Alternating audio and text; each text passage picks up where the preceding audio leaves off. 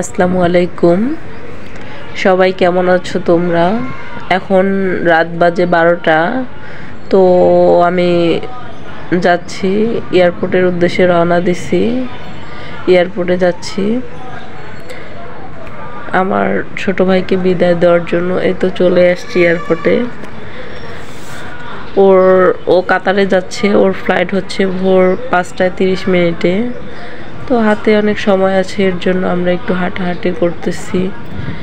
আমার ছেলে তো একটু দৌড়াদৌড়ি করতেছে, এদিক সেদিক একটু হাঁটতেছি আর কি, হাঁটাহাঁটি করতেছি। আমার অনেক ঠান্ডা লাগছে, আমার কণ্ঠ শুনে আপনারা বুঝতে পারতেছেন। আমার জ্বর, ঠান্ডা, গলা একদম বসে গেছে।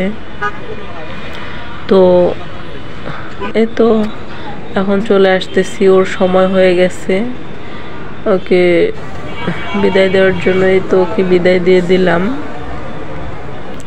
তো আপনারা সবাই ওর জন্য দোয়া করবেন, ও যেন ভালো থাকে, সুস্থ থাকে।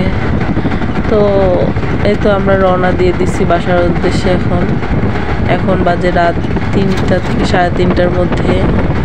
তো আমরা সিএনজির মধ্যে। তো এত রাতে রাস্তা পুরো ফাঁকা। তো যতক্ষণ এখানে ছিলাম বা যাওয়ার সময় এতটা খারাপ লাগে নাই যতটা খারাপ লাগতেছে এখন ফিরে আসার সময়। আসলে অনেক খারাপ লাগতেছে। এখন খারাপ লাগলে কিছু করার নাই, এখন চলেই গেছে, আর যেতে হবেই। ওরও ইচ্ছে কাতারে যাওয়ার। তো আল্লাহ ওর স্বপ্নটা পূরণ করে দিছে, বা আগামীতে পূরণ করে দিক, এই কামনাই করি।